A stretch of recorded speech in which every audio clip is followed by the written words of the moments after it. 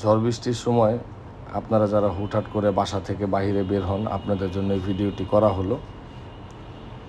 এটা হাতিরঝিলের ঠিক মাঝখান বরাবর।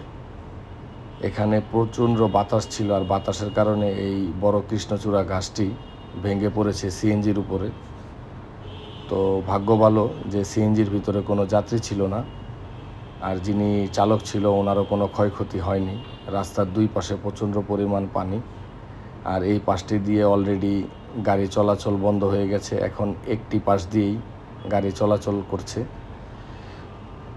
আর আপনাদের কাছে একান্তই অনুরোধ, আপনারা যারা ঝড় বৃষ্টির সময়ে বাসা থেকে বা কর্মস্থল থেকে বের হবেন, অনেক সাবধানে বের হবেন এবং সচেতনভাবে চলাফেরা করবেন।